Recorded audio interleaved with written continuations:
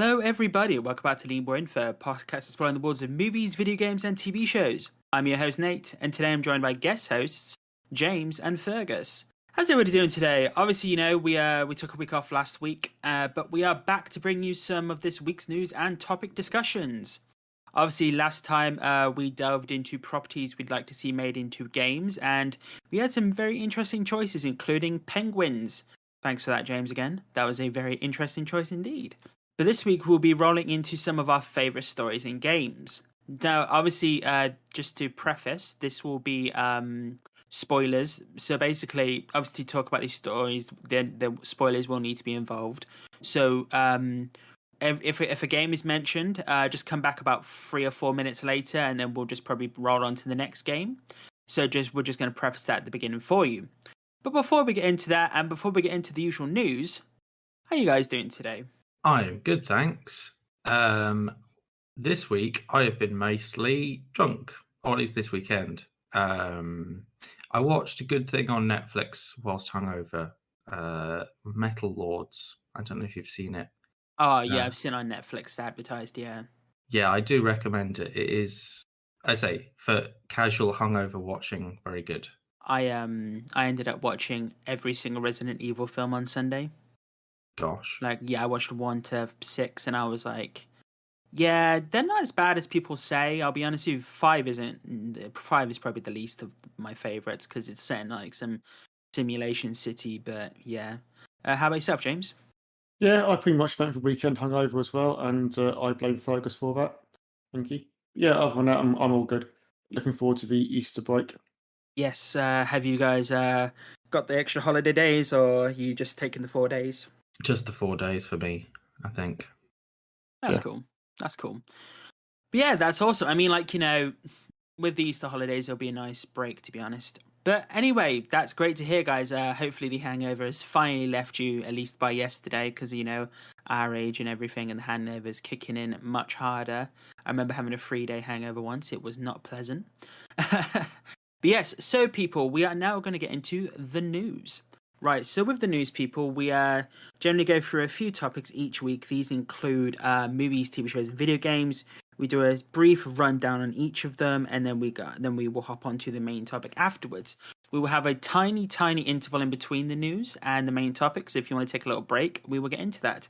But going on to our first topic for today is The Batman is coming to Blu-ray on May 24th. It also comes onto HBO Max next week. I don't know if this means it will come on to Now TV, but it'll be interesting to see. Hopefully people can finally watch the film. Some of us can pause the film now and go take a bathroom break, and like James, as he said before, he was the only person who avoided the bathroom the entire 3-hour movie. But I'm really looking forward to people seeing this film. I thought it was brilliant. I'm really looking forward to see where they go next. They're still doing physical copies of films? Yeah, it's coming to Blu-ray, 4K, Ultra HD, and DVD on May 24th. I'm hoping for a 6-hour behind the scenes with that as well. I mean, they did release the deleted scene with the Joker, or I don't know what they're calling him, but I actually quite enjoyed that, to be honest. I think I could see why they took it out, but it was interesting that they released it a week later after the film came out. That was a very interesting release. But I see that HBO doing this whole thing of releasing their movies, or Warner Brothers, sorry, 45 days after the film comes out in cinemas. So obviously last year and during the pandemic, they were releasing their films day one. But it'll be interesting to see. And I know, so supposedly there is a list of features. Vengeance in the Making, Vengeance Meets Justice, The Batman Genesis, Becoming Catwoman, Looking for Vengeance, Anatomy of the Car Chase, which was badass, I'll be honest with you. That car chase was pretty awesome. Anatomy of the Wingsuit, which is probably the most realistic flight suit for Batman, until he lands, as James would know. It ends with a big thud, an unrealistic thud. Transformation for the Penguin, the Batmobile, Unpacking the Icons, and deleted scenes with director's commentary. I'd definitely be interested to see the director's commentary for this, to be honest. But yeah, really great film. I'm hoping we get the next one within a few years, and also it'll probably be quicker because they did film this during COVID. So yeah.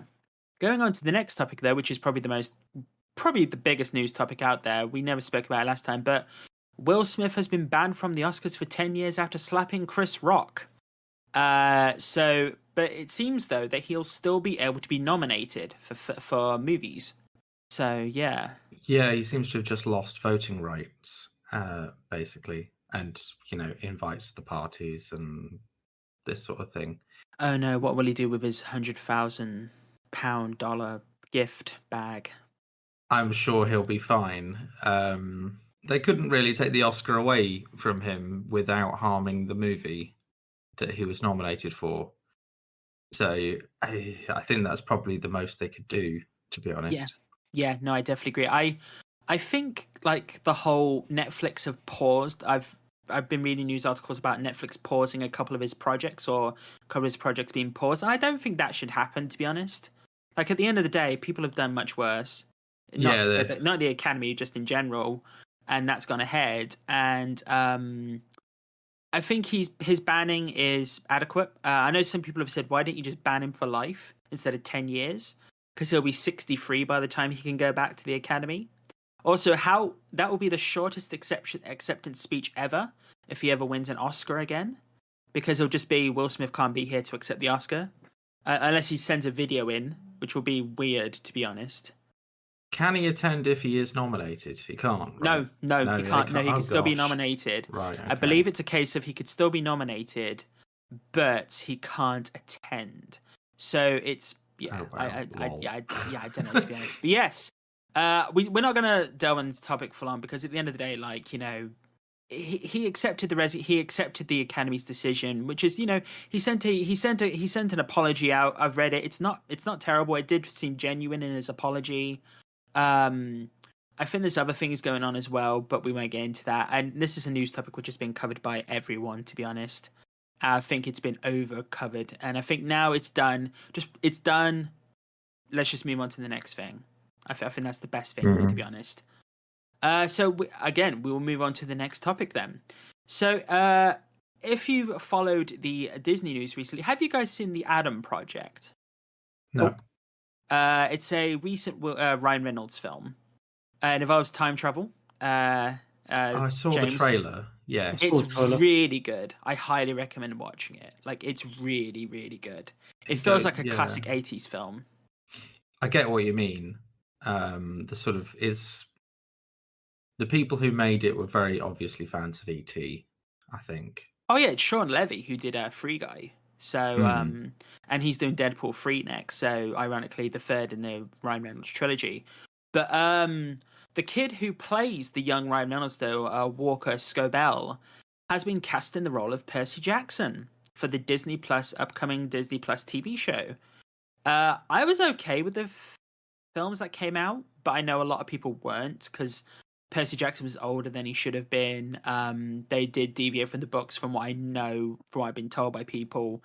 I was fine with the character that I can't remember, Logan Lerman, I believe it was in the lead role back then. But Walker Scobell, I thought he was really funny, and he had a pretty interesting attitude and acting ability against Ryan Reynolds. Ryan Reynolds even came out today and said, "Congratulations, Walker. I guess that makes me the older Percy Jackson then." So look at it in two ways, to be honest. But yeah, honestly, I'm looking forward to see where this goes. I'm wondering if it'll cover all the books in the end. I know the author is Rick Riordan is said that Walker is already a Percy Jackson super fan, and he is actually working on the project as well, the creator of the book.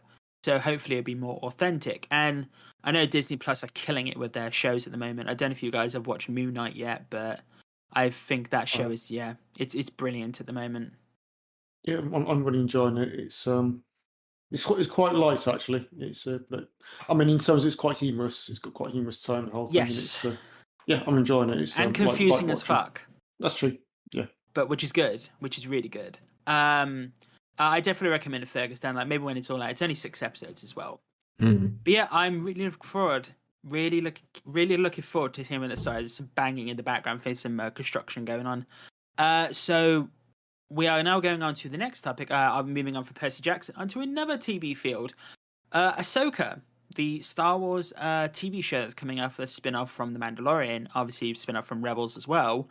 Spider-Verse director Peter Ramsey will direct at least one episode from the new Star Wars TV show. This makes me very hopeful because they seem to be getting very, very good directors for this. So I'm hoping this goes down really well, to be honest. The episode count hasn't been revealed yet, and the additional directors haven't been revealed. But I'm hoping that Bryce Dallas Howard comes back for it because she did some amazing work with The Mandalorian. I know James doesn't care because, as he calls it, it's Star Trek. It's his running joke with Star Wars. I've got nothing against Star Wars. It's just I just like to poke for bears, I call it, because it's got so much further around it. I know it's got its theme can trigger people.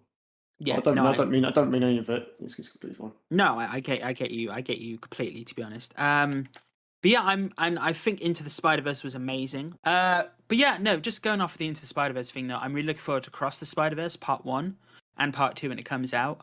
I know a lot of people loved Into the Spider-Verse. Some people hadn't seen it. A few people on this podcast hadn't seen it, to be honest. And they did finally, and they absolutely loved it. But going on to the next topic, people, they released the Stranger Things Season 4 trailer today. It was set to Separate Ways by Jenny. And ironically, the first time I heard that song was with Tron Legacy. So this obviously set still during the 80s, I believe. It's continuing on from Season 3, which was at least 2 years ago now, 2.5 years ago. I don't know if you guys have been watching Stranger Things. Not been watching it, but I am aware of the free LC that is come out to promote the series on Far Cry 6, I want to say. I've heard about this, to be honest. I've been playing Far Cry 6, but I haven't actually played that yet, so it'll be interesting to see, to be honest. I mean, yeah, myself, I have seen all three Stranger Things series. It's been quite some time before the last one finished, I believe. Yeah, no, it was quite a while ago. I'm just gonna double check that. It was before COVID. Oh yeah, Jesus, it was, wasn't it? So Stranger Things Season 3 was 2019. July 4th, 2019. So what they're doing is with Season 4, though, is they're actually releasing in 2 parts.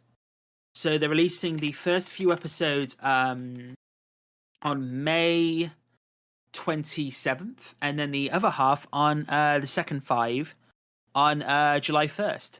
So obviously it will literally be 3 years later when this venture comes out. But the way this show's going, it's going to be insane. I don't know if you guys have watched the trailer. Not because I want to stay clear of spoilers. I was being honest with you, James. They are going full. There's going to be a lot more action this season. It's going to be a lot bigger, like narrative-wise, because obviously in the end of the last season, obviously without too many spoilers, characters went to different cities essentially. They went quite across the country.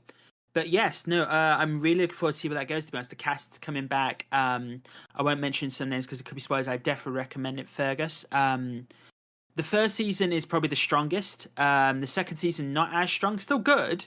The third season I really did enjoy, but it's just below the first season because I think the first season was such a phenomenon that it worked really well. And I'm really looking forward to see where that goes. Going on to our games section now, though. Wow, my voice went really high for a second. Kingdom Hearts 4 was just... Oh, and Kingdom Hearts Missing Link was just announced out of the blue. No big event. They were just like, here's a Kingdom Hearts 4 trailer. I've not really played the Kingdom Hearts games, so I don't know if you guys have at all. I have watched a lot of people play the Kingdom Hearts games. My sister was very into it back in the day. Guy has a giant key. He makes friends with the Disney characters. They go on Disney-style adventures in Disney-orientated worlds. Looks like fun. I knew that, and there's been hints at that Star Wars is going to be included. Oh God, yes, they've brought a whole bunch of new properties since the last one. Well, it means Marvel. It means Marvel can as well now. Oh God, that's going to really change things, I think. Well, wasn't Marvel part of Disney like when Kingdom Hearts 3 came out? Possibly.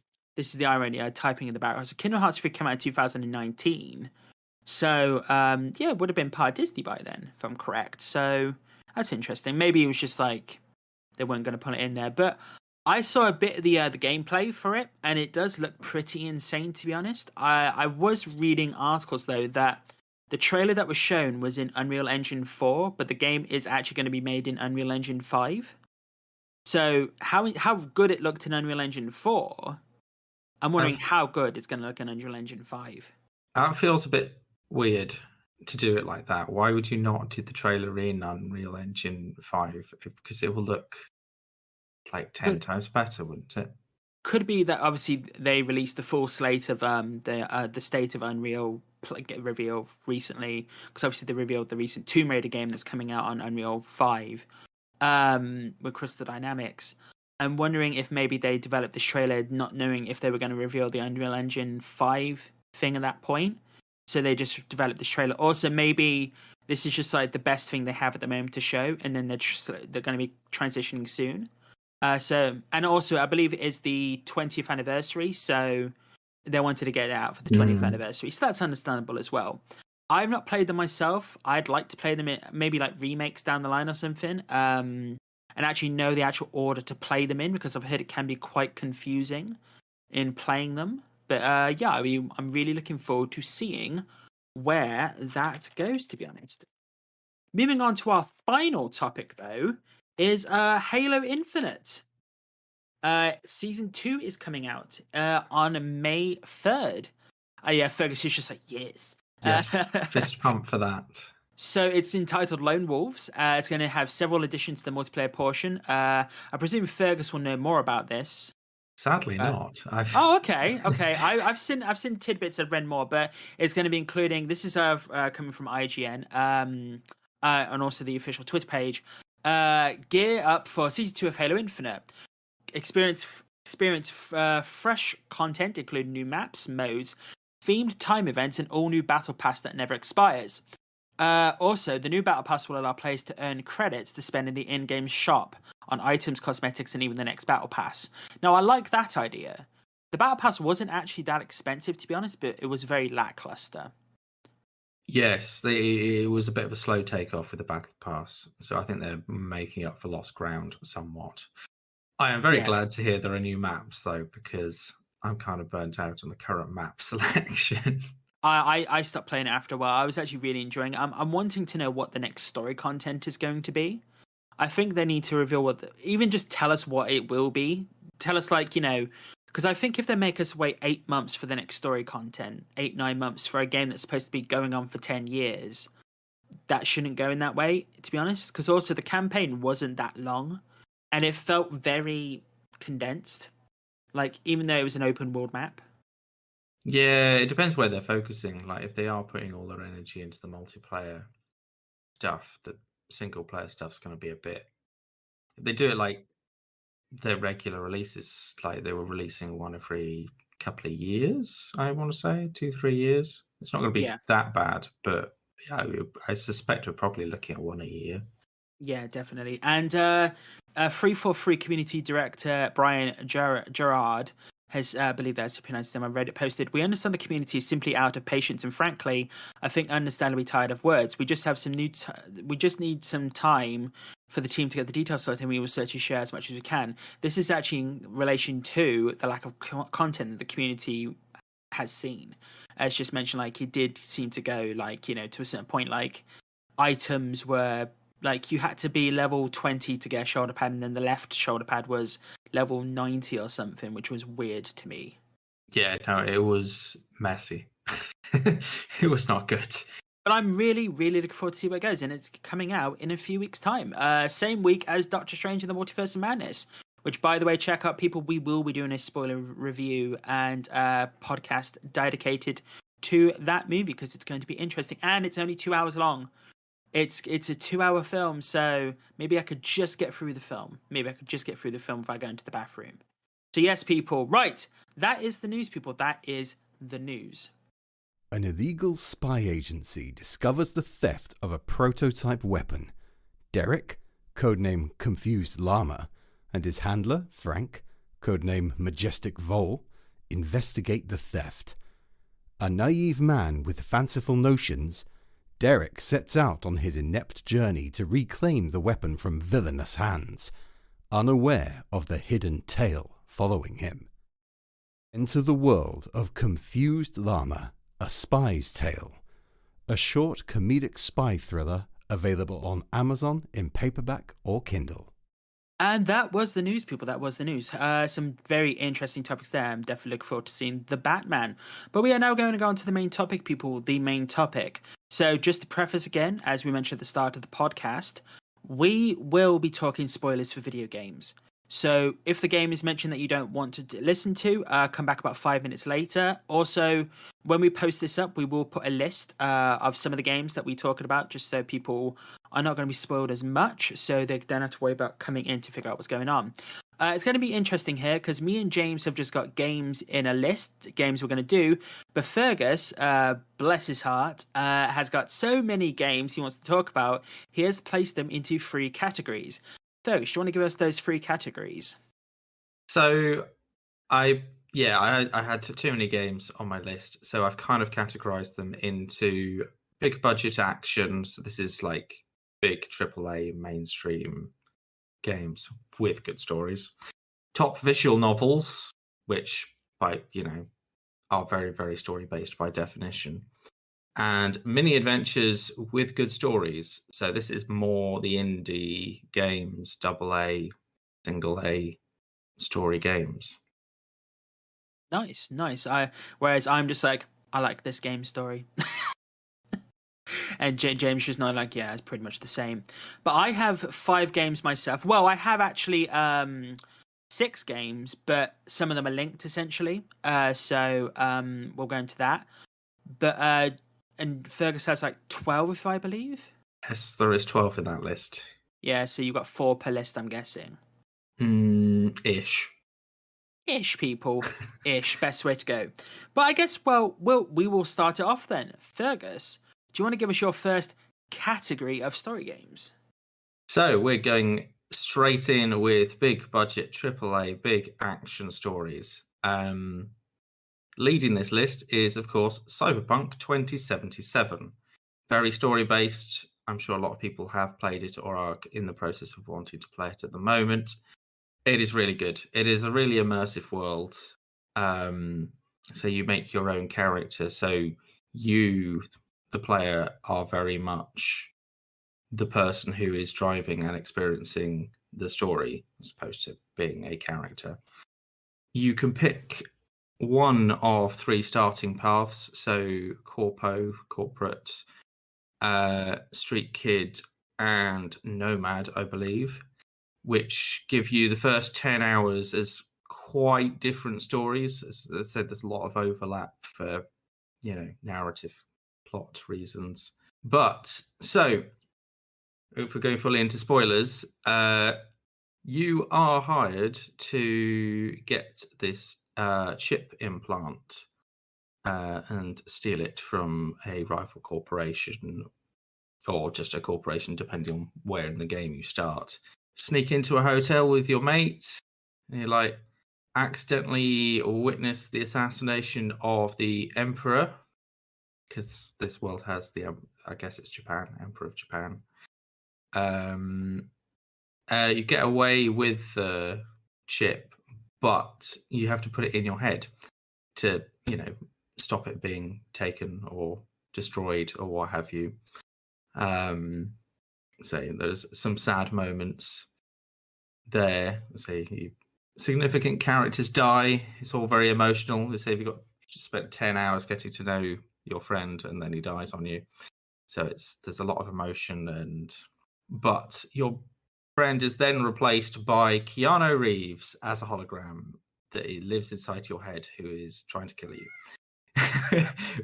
Which is an interesting narrative driving force. It makes it feel like you've got kind of a limited time to get things done. So it's kind of like a push factor. But of course, the world opens up into so many really good side quests, main story quests. Like you'll meet a very wide range of people. After my playthrough, I've watched other people do streams of Cyberpunk, and they are not playing the same game that I did. like your choices do make quite a big difference. Like you will meet the same people and you'll end up doing the same missions, but they will branch off into other missions, like the way how you start off will affect the missions you get and the story options. So it's a very good world to kind of make your own story in this world.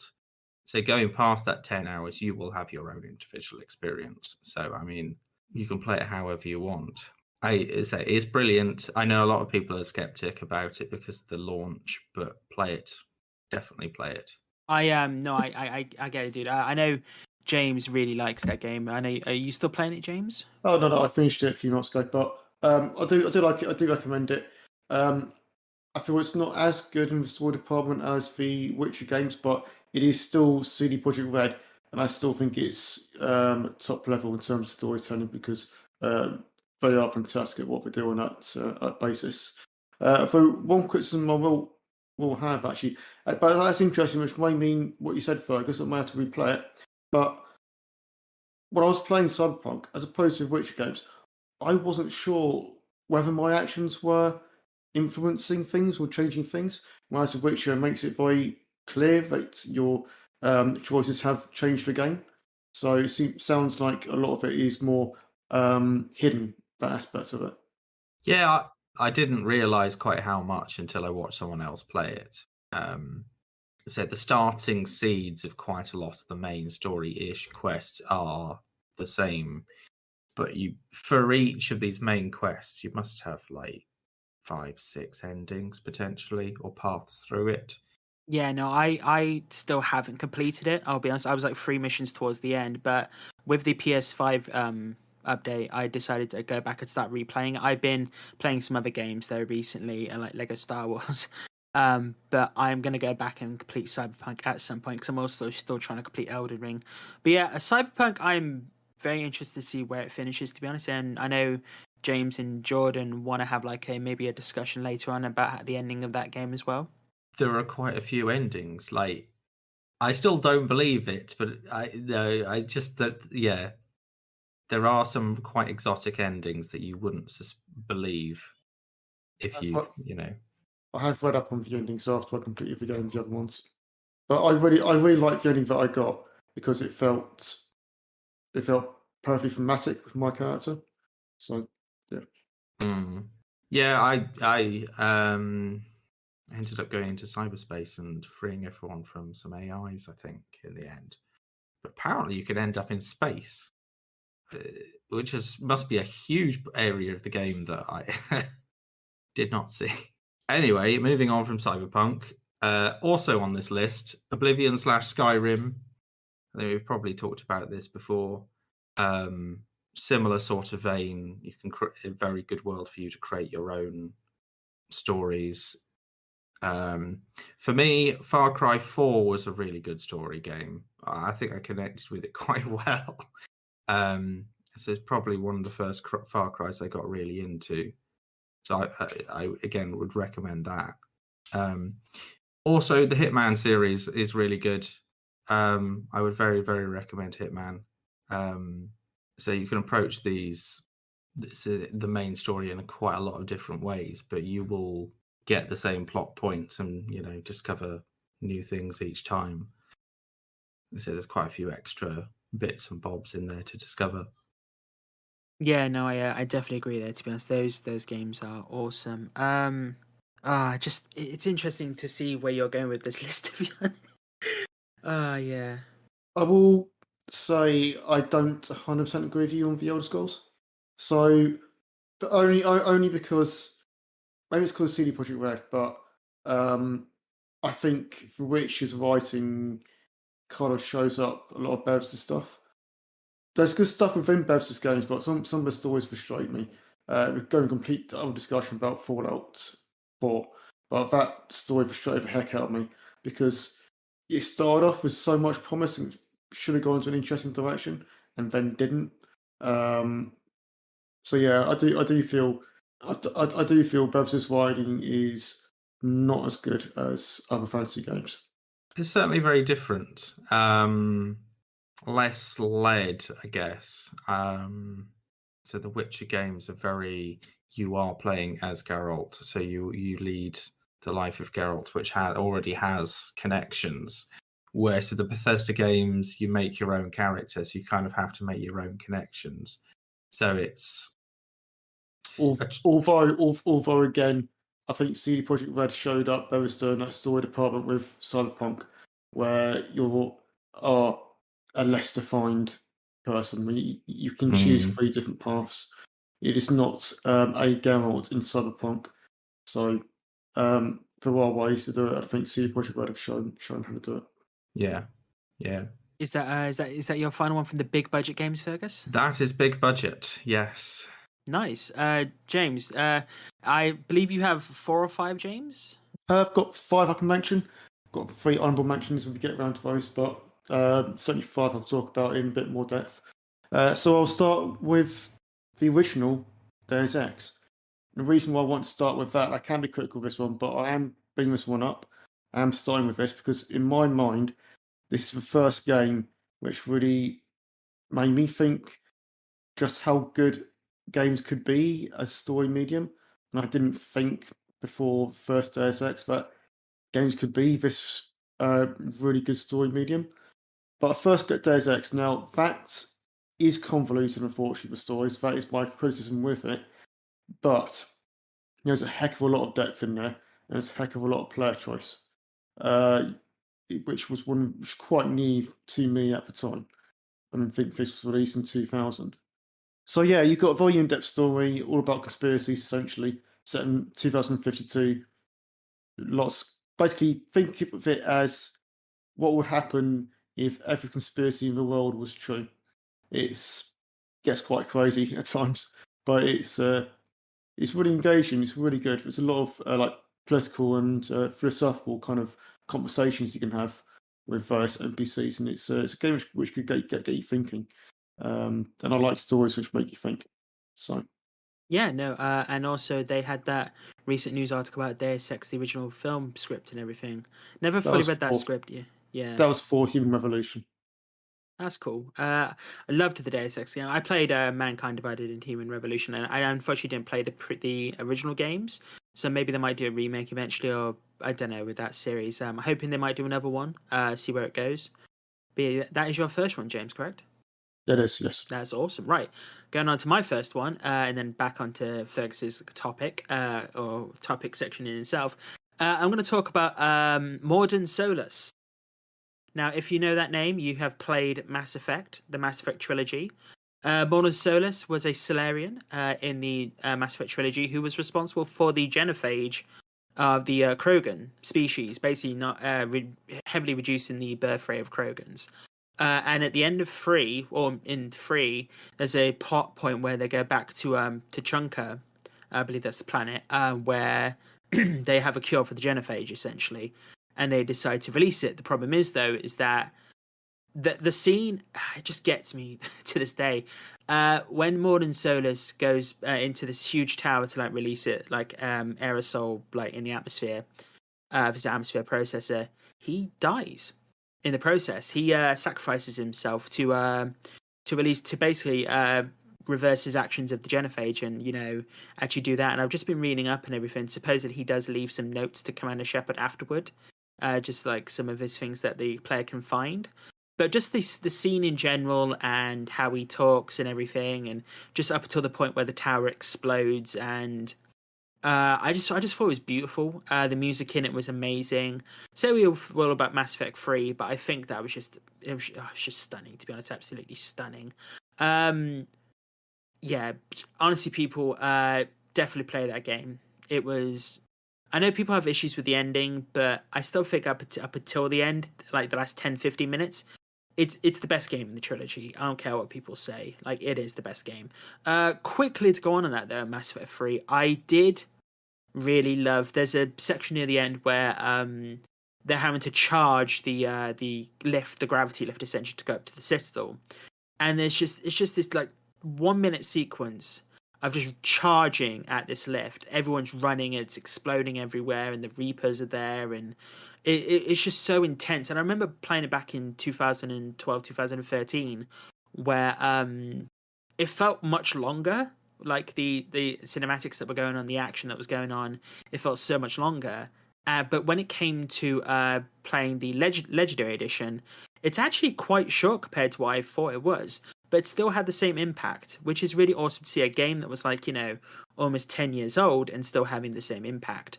But yeah, those are my favorite story elements from Mass Effect 3. I definitely recommend it, people. And there's so much within that game that goes on as well, and so much within that trilogy. I know a lot of people love the suicide story within Mass Effect 2, but I do prefer Mass Effect 3 myself. So yeah, that is my first one. I'm going to shift the category back over to Fergus now. I agree. The Mass Effect series was really good. I played them all. You could add elements from your first from 1 to 2 to 3. I did that the whole way through. It was great, brilliant. On to top visual novels. As you may know from previous episodes, I have been playing Steins Gate recently. I've got a bit further with it. I must be about 15 or so hours in. I probably not even halfway through at this point, but it's really good. There's a lot of mystery to solve, and you're sort of very much experiencing a world, getting to know the people. So basic plot: science student in Akihabara, Tokyo, maybe 2010-ish. So this is a fairly specific culture in the sort of anime sphere. You'll know what I mean if you know what I mean. Accidentally invents a time machine out of a microwave and discovers that he can send emails back in time. But when he changes time, he's the only person who remembers that time has changed. So there's a lot of is he changing time? Is he actually mad? This sort of speculation going on. So the way the character is, he could well be mad, but we haven't found out yet. So I'm assured that there is the decisions you make do affect the way the story goes, but you make decisions by replying to random texts that you get on your phone from other characters, and you can select responses based on keywords from that text. It doesn't appear to have any difference, but I think by the end of the 60 hours, it's going to be absolutely massive because they keep going on about the butterfly effect. So do these texts come through different times essentially, or is it like?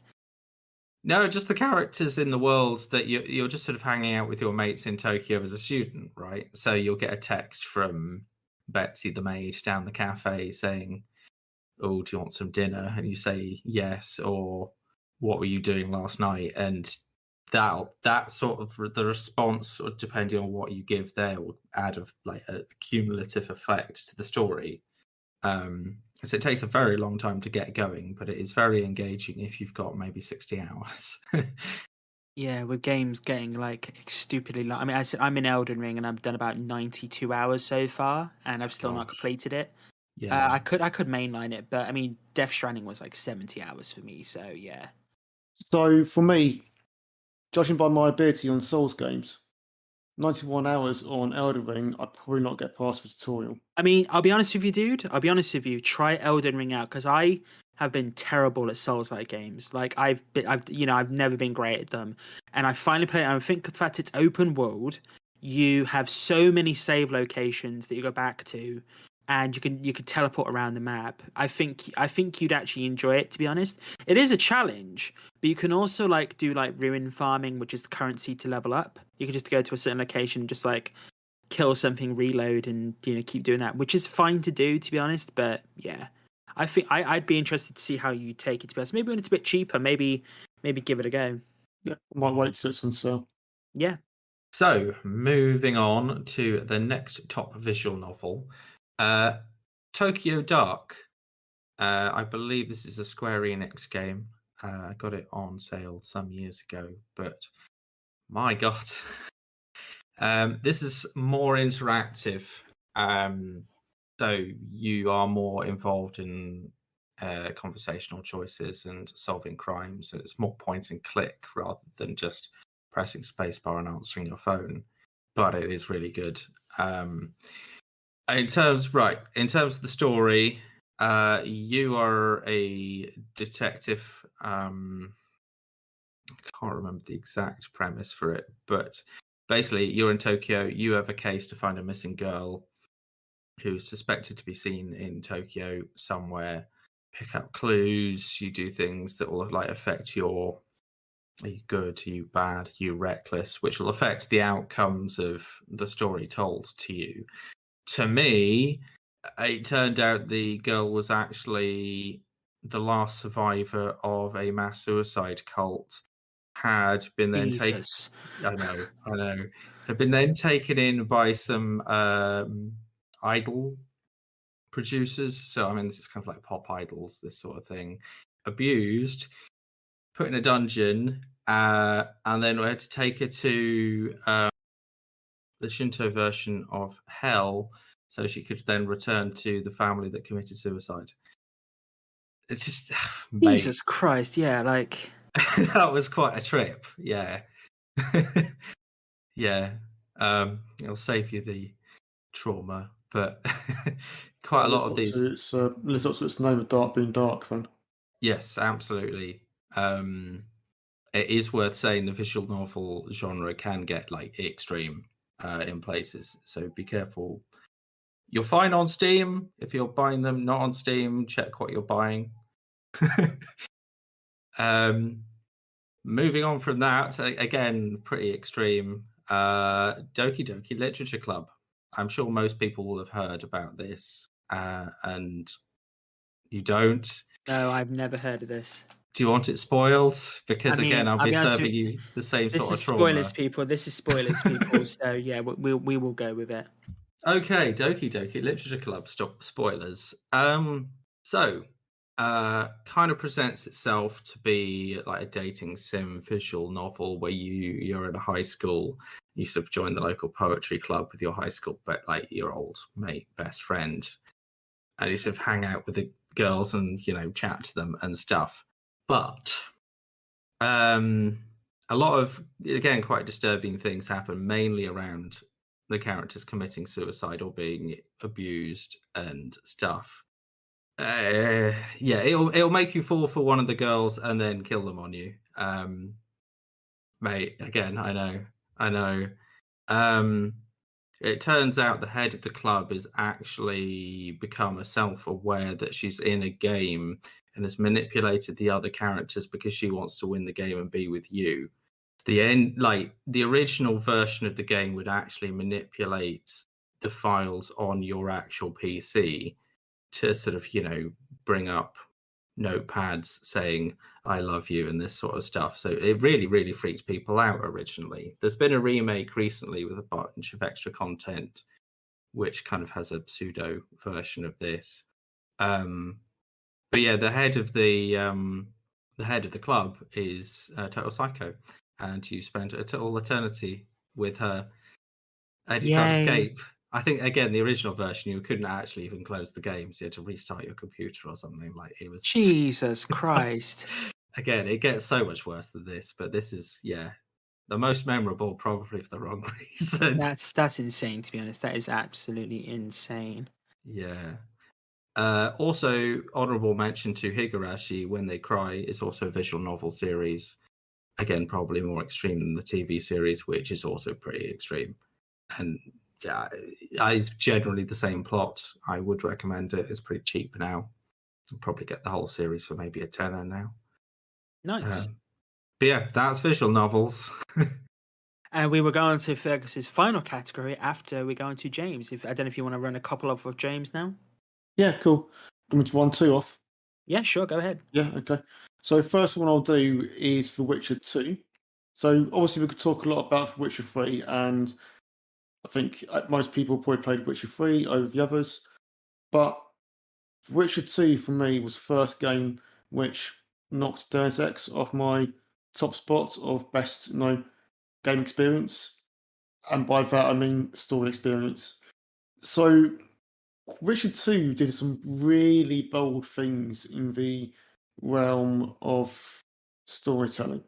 One of those is that there's essentially two separate games. There's an early choice where you can go off with one character or the other character, and like two whole acts of a game, next two acts of a game are very different. They're kind of on opposing sides. Now, I've only played one character's side of it, so I just know from reading up what the other side of it is, but it is completely different stories. But yet, all those stories link into the grand narrative. But so for me, Witcher 2 is like a obviously it's a fantasy game, but it's also got a very historical style, like I sort of call it like almost like an historical thriller. Um, and with that aspect, I've really got invested in because again, you've got so much choice in the game. You can either go around the typical go up route of being trying to be neutral to politics, or you can be like me and go all in on the political side of the story, which for me was really, really filling because it felt like you really do like build up that kind of story connection with you and the other character who you are panning with, essentially. And so by the end of it, you're with my version of the story, anyways, it was me and that other character basically trying to save Temeria, which is the country um, you were working for at the beginning of the game. And it was just such a great experience the whole way through. All your choices felt like they had weight to them, and the story I found was really engaging, and the story sets up The Witcher 3. So would you say that you prefer The Witcher 2 to The Witcher 3? That is something which I've struggled with ever since The Witcher 3 came out. It's gone back and forth to a point where I'm just going to put them both as equal. Nice. Interesting. But in some story, I'm going to put Witcher 2 just because of my experience with it was just so good. But it's like a thread there above because The Witcher 3 is also amazingly good. So if we're going to choose another game, I'm going to go with Prey, the new one. Again, was it's because good. it was good. It does some really bold stuff again in some which you can't really do storytelling wise in other mediums. So again, we are talking spoilers. So have either of you played the game out of interest? You have, Nate? I didn't finish it, but I know how it ends as well. That's So cool. yeah. How about you, Fergus? Which one? Witcher 2? Prey. Prey. I played the original Prey. No, I've not played the new sequel. Prey. I believe they're Okay, very cool. different. Yeah.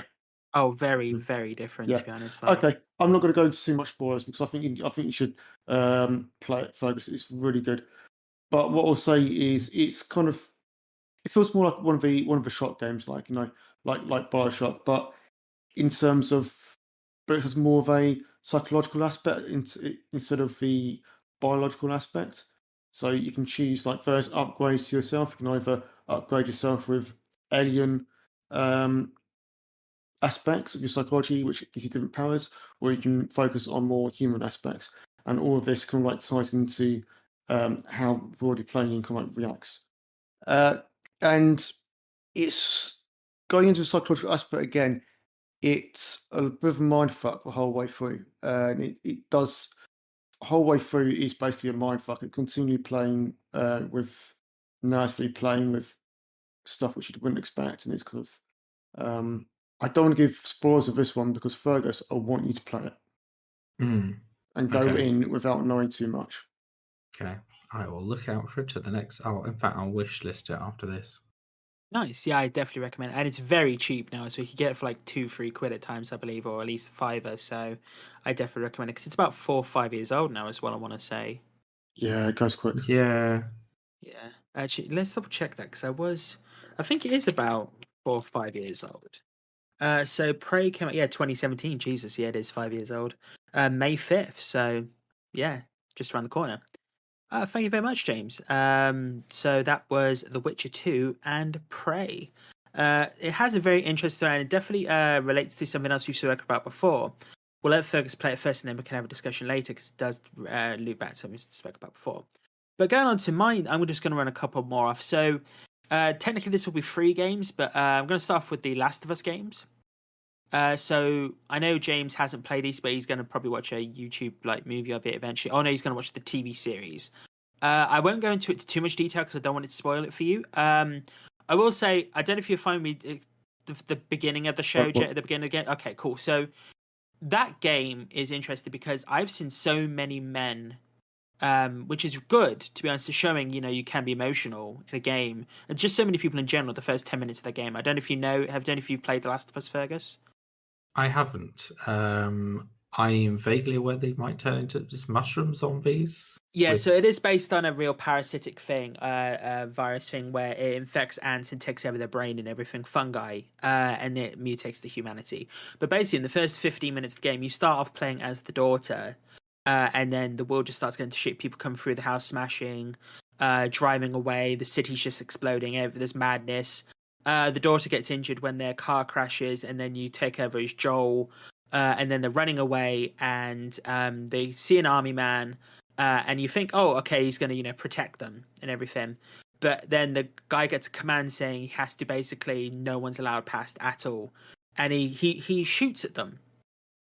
And it's, okay, just army's a dick, basically. But no, it turns out he killed his daughter. He killed the girl within the first 10, 15 minutes of the game, the daughter, Sarah. And it was just really emotional because, she's like gasping and crying and, it's... And she just got him this watch and everything for the game, for a gift and everything. And it was just so weird the first 10, 15 minutes to have something that impactful happen that quickly. And then obviously it goes on to 20 years later, and him, he's more bitter now, and the world's gone to shit, and he's having to take care of Ellie throughout this entire game. And it does create this father-daughter aspect as it goes through the game. He doesn't like her at first, but then it builds up and everything, and he comes to love her. And when it goes into these, and I feel that even though the games are set like 5-6 years apart, I feel that they are one story because there are events that happen in one that are the main driving force of two. Now I will not go into two as much because it's more relatively new game, and I highly recommend even just watching it. I know people have probably cut a YouTube version of this game up, and there's some controversy with some of the characters, with Abby, voiced by Laura Bailey, which was bullshit in my opinion. Don't do that shit, people. She was amazing. But yeah, just it was so good. Honestly, I highly recommend playing. I know Jordan, he loves the games on here. But honestly, those two games together, I do class them as one story. They are two, but I do class them as one long narrative. And if you get the chance, people go and play it. It's so good. And I'm really looking forward to seeing where HBO go with it, because if HBO continue doing what they're doing, and they've got the Chernobyl director working on it, and obviously Pedro Pascal as Joel, and Bella Ramsey, I want to say her name is, as Ellie, and hell, they've got Nick Offerman from Parks and Recreation in it as well, which was weird casting to me. I'm really looking forward to see where they go, to be honest. And I'm wondering if each season will be a different season within the year, or it will be just like 1 year, and then 2 or 3 episodes will be per season, because the game takes place over 4 seasons. Both of them do. So yeah, that's my first section. The next one is Knights of the Old Republic. I had to talk about this game because I think this game series is amazing. Wasn't as fond of 2 because I can't remember 2 as much, but I think we all know where I'm going with this, people. But the fact that you were playing as the villain, the original villain, the entire time in the whole game, Rhett, you were playing as Darth Revan. And the Jedi wiped your mind at the start of the game, and you became this blank slate character. I love the fact that they wiped the character's memory, and you created this character from scratch. Ironically, a blank slate, because interestingly, he was white. He had his memory wiped, or she had a memory wiped. And just the review, it's not until like near the end of the game that you do finally find out that like this actually happened to you, and you actually have to go up against your previous apprentice. Now, I still think this is one of the best that's ever happened in gaming. I know they're doing the remake for KOTOR. I'm wondering how that's going to play out, because obviously some people might not know how it's going to play out. And I'm wondering, Revan was kind of made canon again, because I know there was some reference to him in episode 9. But I'm wondering if they'll make official canon later on, because I'd love a film series of this. A 3-film trilogy of like going off to fight the Mandalorian Wars against the Jedi, the fall of Revan, and then the coming back into the light essentially, or the grey at least. But yeah, no, I it's such a good game. That was the first game I ever played on my Xbox as well, and I've been waiting to play it for ages on my PC, but I finally got to play it, and it was one of the best reveals in gaming ever. And I'm so glad that it was that long ago that spoilers weren't going to happen. So, because if that got spoiled for me, it would have ruined the game for me. And I think it was one of the best story elements in the game. So yeah, that was my couple of games. We're gonna swing it back over to Fergus's final category now. So this is mini adventures with good stories. So this is kind of the indie category. There might be these are quite different from each other, really. Again, mentioned in a previous podcast, I've been playing Corpse Party, which again has an anime. But this is made in RPG Maker, so it takes a lot from the visual novel side of things, but you're sort of an 8-bit character, well, wandering around a school. The plot is that you are some high school kids. You're a group of people. So there's maybe 7, 8, 9, 10 of you, I think, in total. So end of school term, you all get together and you do this kind of like spooky ritual to be friends forever. But an earthquake happens at the same time, which makes the ritual go bad, and you end up in a haunted school that lives only in this world, so you can't escape. You basically have to unravel the horrific murders that happened in this school that are the cause of the ghosts that are haunting you. Like it's yeah. So there's 5 chapters. You take a variety of you can switch between characters, or you take like different characters' narratives to sort of unravel more. And you sort of all, well, it depends which paths you take, but you can get out and together and stuff. I think I got the bad ending in the end, and I think everyone died. But it's good. It's very worth your time. Again, it is ghosts, trauma, this sort of stuff. So blood, guts. Again, there is an anime series out there, but I think it's quite hard to find because it's kind of hardcore. But again, I would recommend it out there on Steam. Next up, Hellblade: Suana's Sacrifice. Again, mentioned in a previous episode. Really, truly a great storytelling. It wasn't any longer than it needed to be. You could be involved with the character. You could discover about the world. The world was good. The fighting mechanics were really good. It was a really affecting story as well. Like, so I'm into audio. So they like 3D spatial audio attempts to do the whole voices in your head thing. Really, really added to the experience. Of course, they're making a sequel coming soon. I honestly didn't believe that would happen, but I am quite hyped for that. There is one other on this list. It's an interesting take because Helltaker. You're really into your dark, hellish games, aren't you, Fergus? These are the ones that have left impressions on me. So this is what ended up in the list. Everything else has been. I said this. Well, yeah. There is. I guess you're probably right. Helltaker's not that bloody. It is a free game made by one man, where you solve puzzles to free demons. Basically, you're a guy who wakes up one day and decides that you want a harem of hell demons. So you transport yourself to hell using a ritual and have to do a series of puzzles to sort of pick up these hell demons. At the end of the game, you take them all back to your house and you have to live with these terrible, terrible people. So the music's good, the characters are good. It's quite a short game. But the story comes from the fan community with this one. It's a bit of an interesting case. A lot of like internet deviant art type people have kind of taken the story and run with it. So there's a lot of ongoing comic strips that are, again, very much pushed by the guy who made the game.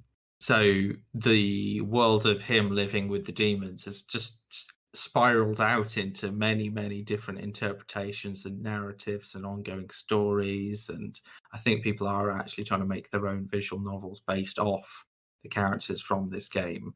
So it's kind of become a sort of like an internet seed of a devil fantasy comic book series, I guess. So that's why it's on the list. It's quite fun. I do recommend it as a game, but basically you just have to Google it and you'll get a bunch of, Demon Girl comic strips. It's really awesome people taking these games and creating their own interpretations of it as well. It's nice to see like the creations that people can do from that. Yeah, there's a lot of very unique and people have very much connected with the characters. They've obviously taken the characters that they want to do demony things, and have really. I think a lot of people have identified with these characters and have kind of run with it. So it's kind of like, it was fan fictiony, but say community stuff on the around games in terms of creative stuff is some of the best, I think. Yeah, that's cool. Awesome sauce. And that is your final one on the list? That is the final game, yes. Any honorable mentions? No, we did all of them, I think. Excellent. Well, we were going to James's other stories now. Oh, all right. I'll talk about my final two. First one I'm going to talk about is a puzzle game. Yeah, no, I am talking about the same topic. It is stories, and there's a story in a good puzzle game, which is the Talos Principle. Oh, okay. Yeah, I have heard of this game. Yeah, made by some developers who've made other really great story-based games known as Serious Sam. I am joking. There is no story to those games at all. So basically, this was a game they kind of came up with when they were making Serious Sam 4, but kind of accidentally. From my understanding, had like some mechanics that they created for Serious Sam 4, but thought was okay. Actually, this worked better in a puzzle game. So they hired, I believe they hired somebody else to actually come up with a story for it, and the story that was written for it I found to be incredibly intriguing. So I am going to spoil it, FYI. Go ahead, yeah. But it's really, really good because it delves into philosophy and religion quite a lot, and it's really kind of interesting. So the whole way, so throughout you playing the game, you have this like godlike voice telling you, guiding you through the world. Now, there's a few different endings to the game, but to get I'm going to call the canon ending, you need to basically go against God, in inverted commas. And what the whole thing turns out to be is that there's been an apocalypse in the real world, and what you are in the game is an AI that going on a kind of, it's like these cycles of AI, and you're one of them, and it's like this big like facility, or which is running through iterations of AI using these puzzles as a way in order to reboot them, get them to learn and learn, and up until the point where one of them gets free will, and then once it gets free will, it's like, okay, this is our new human, essentially, because it's a similar personality to a human. Now I have free will. And it like gets put into like an android, or and then they become the new humans essentially. So even though there's been an apocalypse, so that's, I thought, was a very interesting twist to the game. I thought was a really interesting take. So the next one I'll talk about is Batman Arkham. Any ideas which one? Oh, it's Arkham Origins. You know me too well. Yes, Yeah. it's going to be Arkham Origins. So that game needs to have more love, in my opinion. It really does. So I know it was buggy, and I will say that is a shame. But if we put bugs aside, that is my favourite in the trilogy. In the quadrilogy, including Origins. And I just love the story to it. I mean, it is essentially the origins of Batman and Joker, and I love all the interactions between them in the game.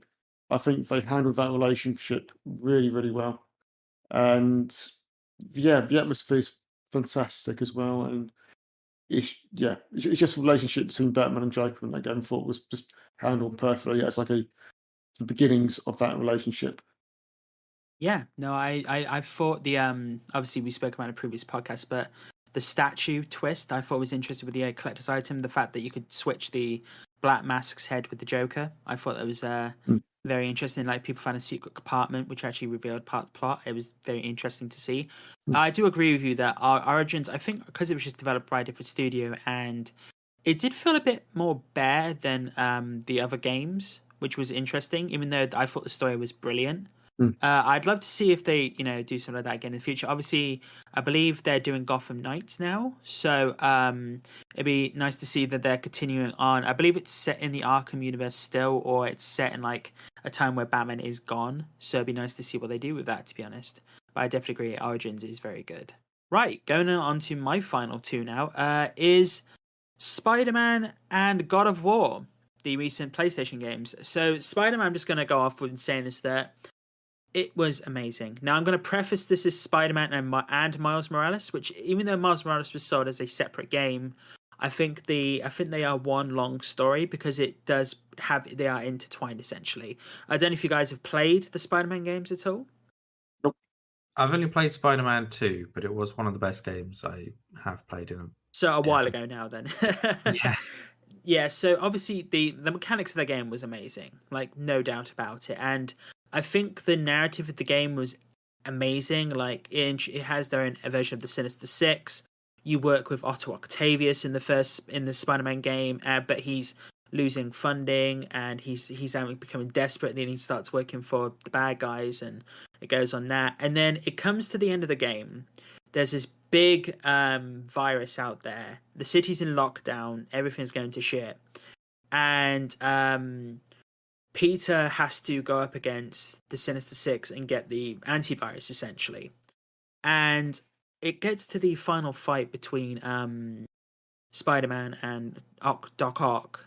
But Spider-Man creates this like unique suit, like the anti Doc Ock suit. It's like this black and yellow suit. It's very awesome.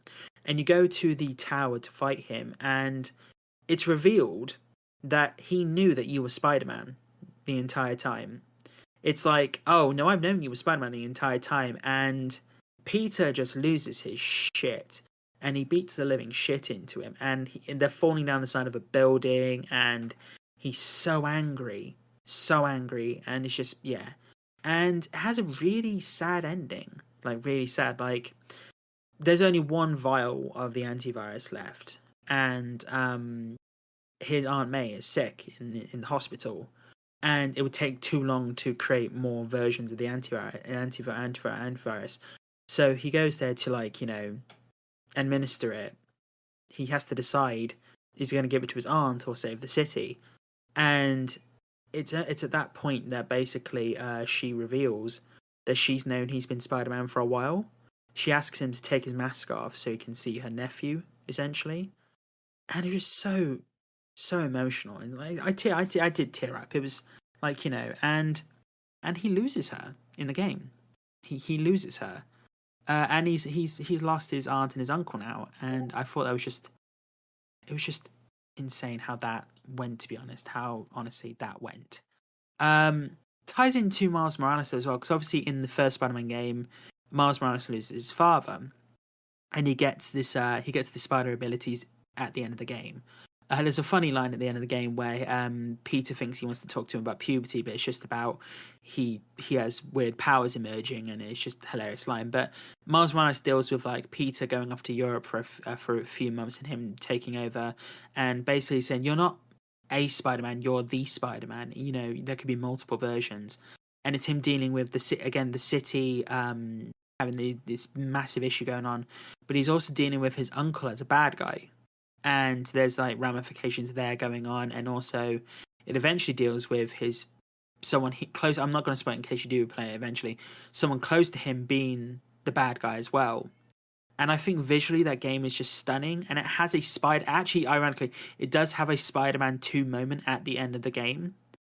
If you play the game, you'll know the exact moment I'm going on about. But I think it's very like heartfelt and very emotional. I think when the PS5 came out, a lot of people were playing Miles Morales. I think that was the first game people were just playing, just trying to get out there and play it. And I think those two games were just amazing, to be honest, for the stories and what they've done for it. I'm really looking forward to see where it goes in the sequel, because I know Venom's in the sequel, and that's an entire thing set up in the first one. So Harry's supposed to be like, in Europe and everything, but it turns out he's got this incurable disease, and Norman is keeping him in a vat, and he's got basically Norman Osborn and Kirk Connors, I believe it's Kirk Connors, have created Venom.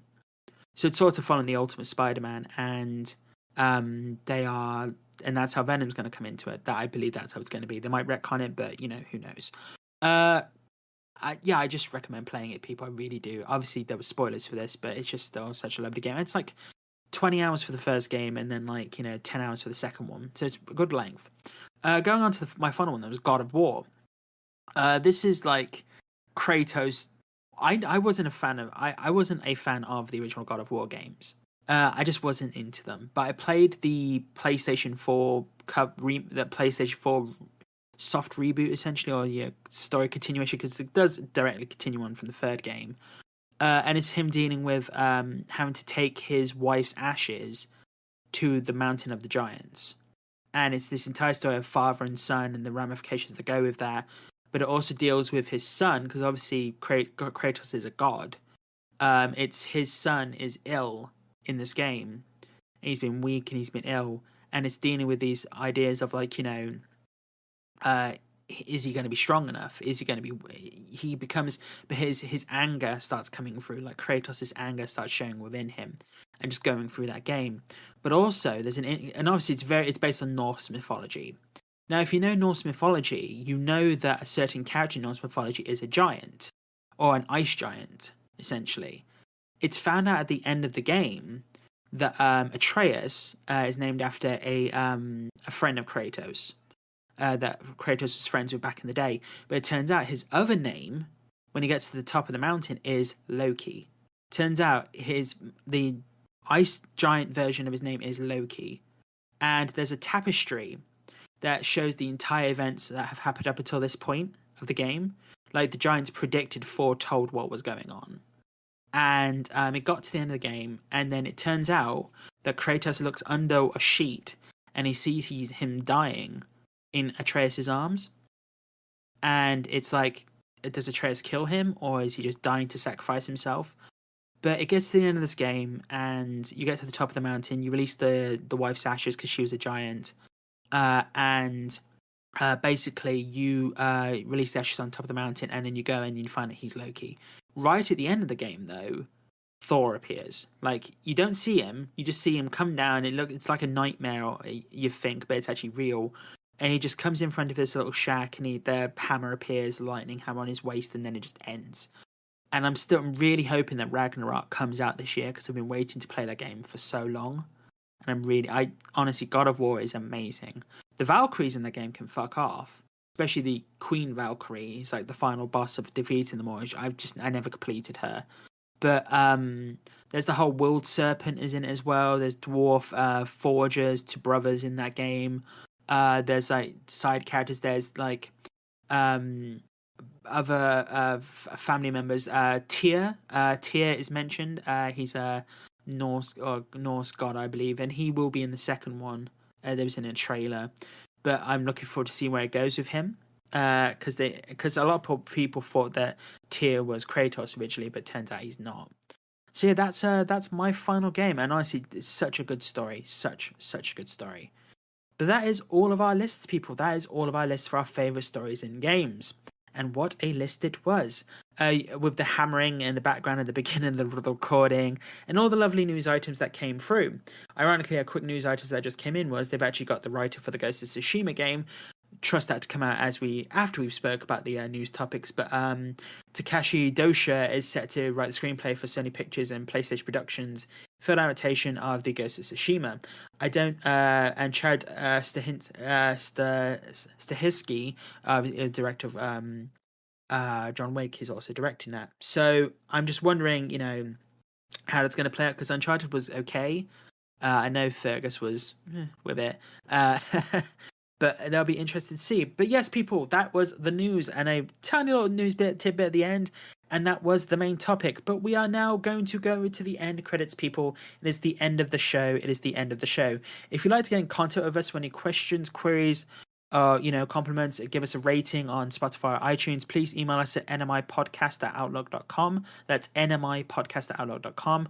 We'll include the link in the Spotify and iTunes. Please also follow us on Twitter and or Instagram at NMIcast. That Twitter and Instagram at NMIcast. Please follow us on and listen to us on Spotify and iTunes. Search for us at NMI-when you need more info. That's NMI-when you need more info. Also find us on YouTube as well. Come back next week when we're going to be opening our minds and thinking about and our hearty bellies as we talk about what our favorite sitcoms have been. Ironically, this week's was James's topic, and next week will be James's topic as well. I'm definitely I'm hoping people could predict one of my favorite sitcoms, because I've spoke about it in past podcasts, so go back and listen there and pick out what I might be talking about and email it into us. So yes, I've been your host, Nate. I want to thank Fergus and James for joining me today. Thanks for having me. Yeah, cheers. Be good. Right, and I will see you next week, people. Keep safe, everyone, and we will speak to you later. Stay safe, everyone. Bye-bye. Bye. Goodbye.